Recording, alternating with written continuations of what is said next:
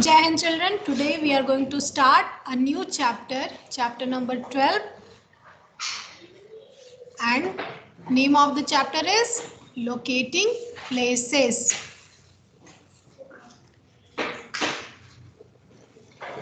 We have learned that the area which surrounds our house is known as our neighborhood. Our neighborhood starts once we step out from our home.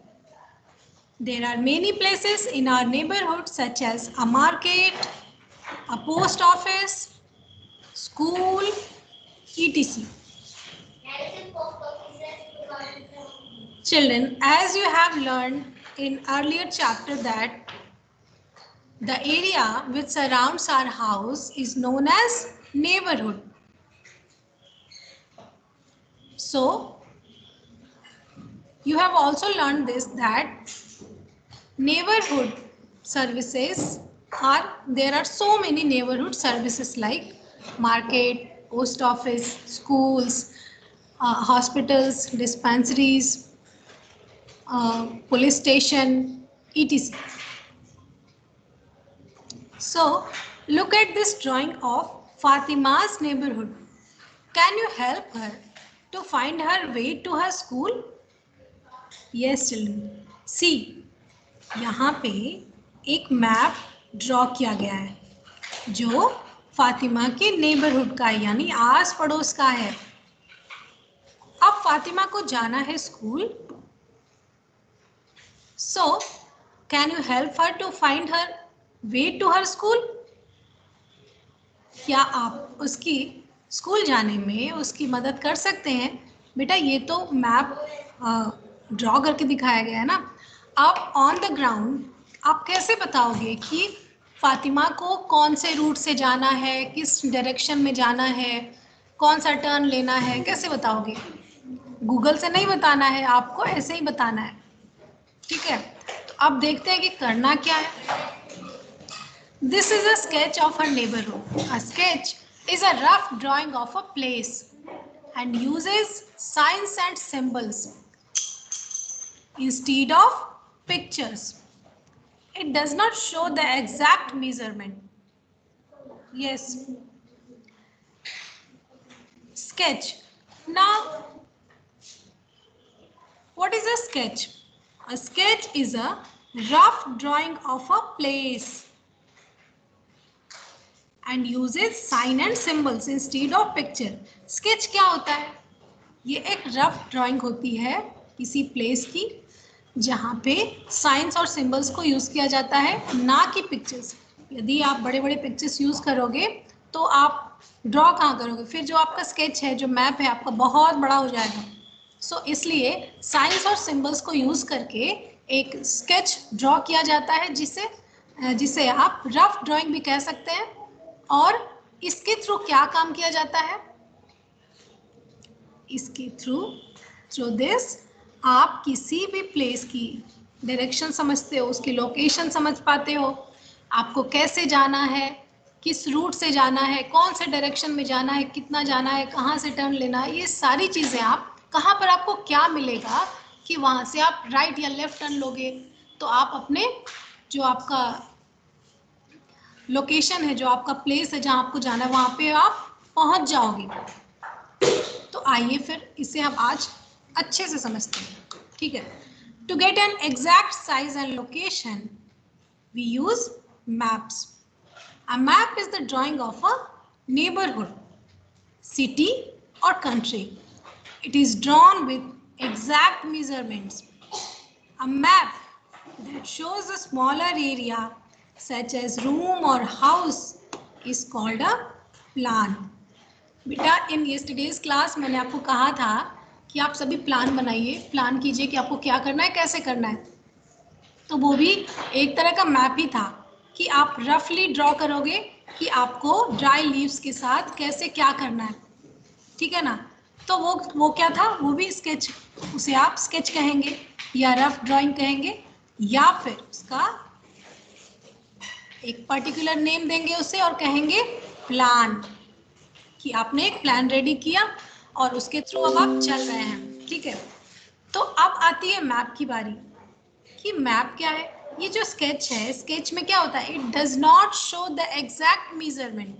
जो exact measurement होती है वो sketch या rough drawing show नहीं करता। But ऐसा कौन है जो एग्जैक्ट साइज और लोकेशन और मेजरमेंट शो करता है? वो है मैप। मैप क्या करता है? मैप किसी भी प्लेस की एग्जैक्ट लोकेशन, साइज और मेजरमेंट शो करता है। सबसे पहले आप देखिए कि ये है इंडिया का पॉलिटिकल मैप।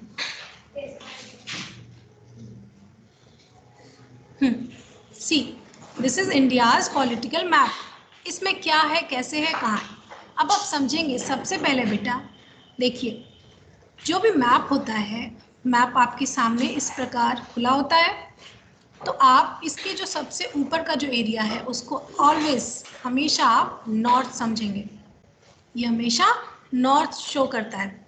और ये नीचे का area, this is always south. आपके राइट हैंड की साइड में ये ऑलवेज आपको ईस्ट बताता है, ये ईस्ट है। और लेफ्ट हैंड साइड में वेस्ट है। तो west, east, south and north. सबसे ऊपर आपके सर की ओर नॉर्थ, आपके फीट्स की ओर south, right hand east and left hand west. तो अब क्या करोगे, ये तो हो गया आपका डायरेक्शन, ठीक है। डायरेक्शन समझने के बाद अब आप क्या समझेंगे, तो मान लो कि आप उत्तर प्रदेश में यहाँ पर प्रयागराज यहाँ पे रह रहे हो। ये क्या हो गया, ये हो गया प्रयागराज।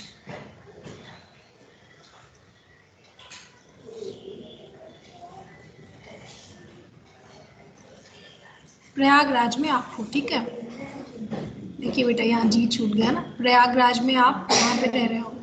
तो अब मान लो ये जालिनी का घर कहाँ है, तमिलनाडु या आंध्र प्रदेश, इनमें से किसी में है।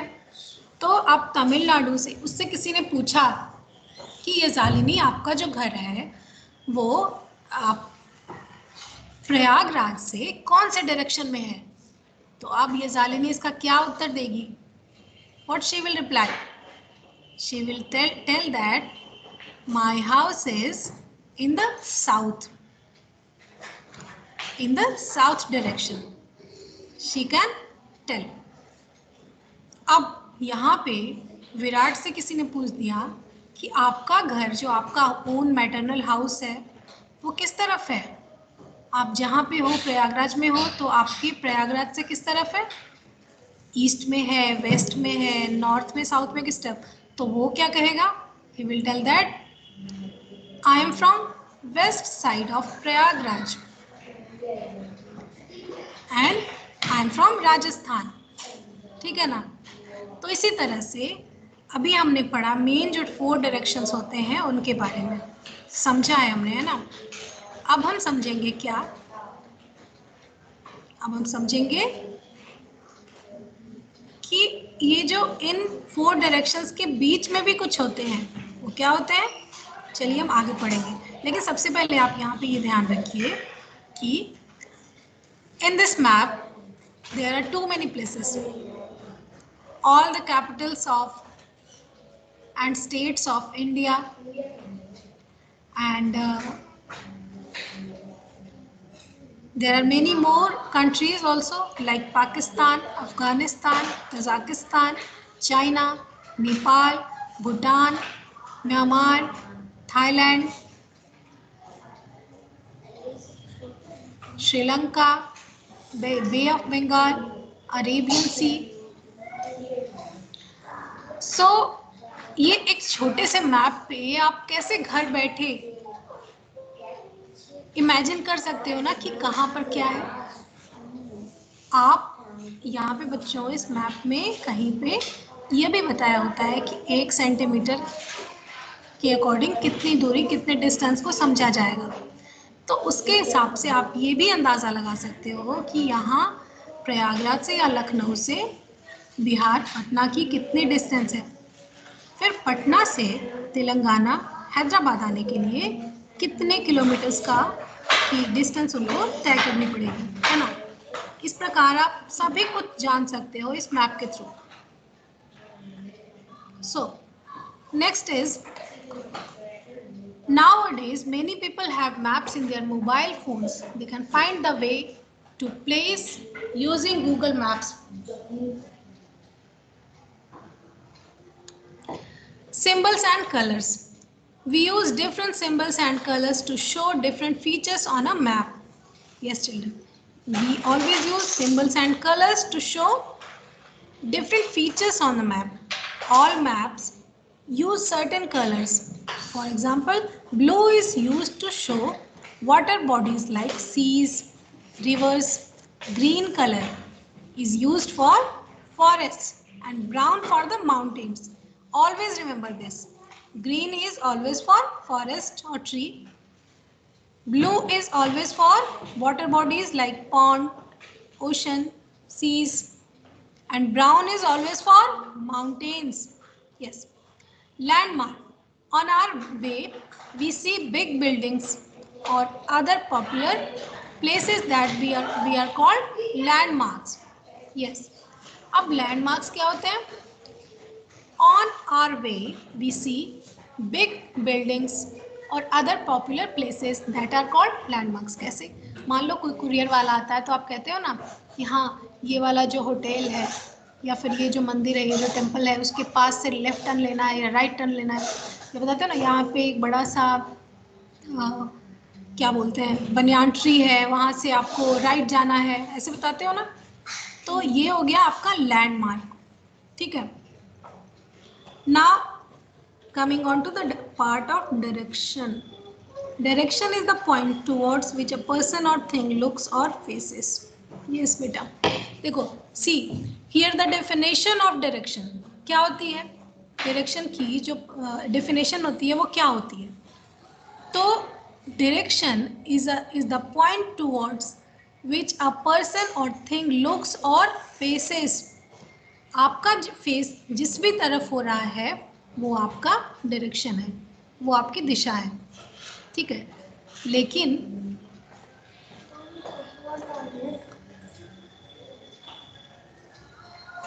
it is also the course taken by a moving object. We have 4 main directions: east, west, north and south. We have stand facing the sun, then we have east in front and west at the back, north to our left and south to our right. Yes बेटा, देखिए जब सन आपके सामने है तो क्या होगा, देखो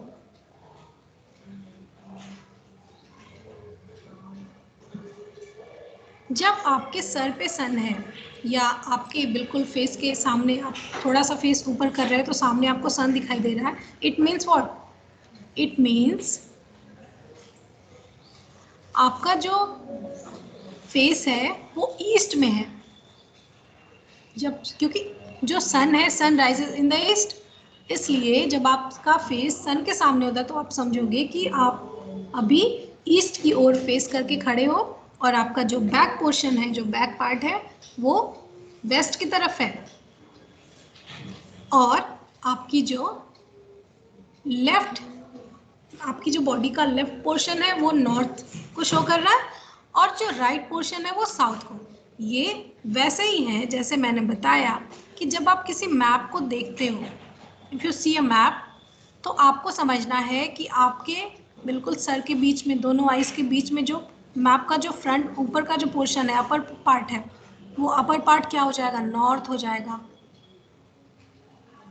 और नीचे वाला पार्ट हो जाएगा साउथ। तो बेटा अगर आप मैप को रीड करना समझ लोगे तो ये वाली चीज़ जो है ना, सन सामने है, ये आपको ज़्यादा आसान लगेगा। तो अगर आपको ये समझ में नहीं आ रहा है, if you are getting any problem in this कि सामने सन है तो कैसे समझना है, तो आप ये वाला याद रखो।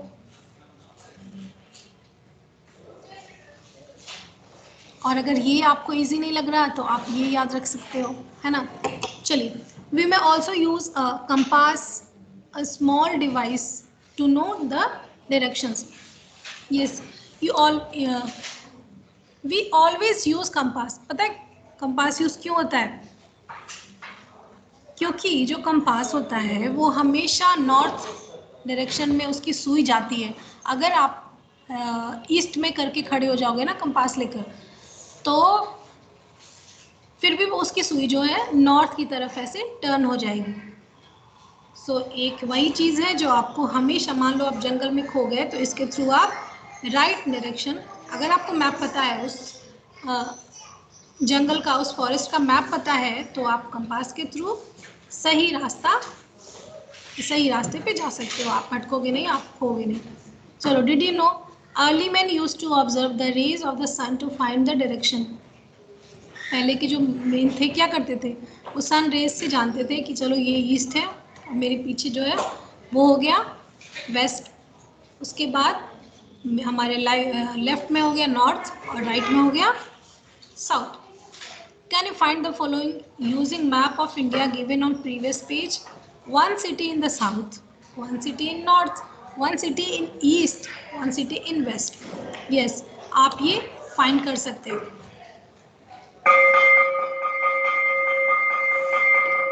चलो. So children, in next class we will do the hard words of this chapter, and after that question and answer and or exercises. So thank you very much. Have a nice day.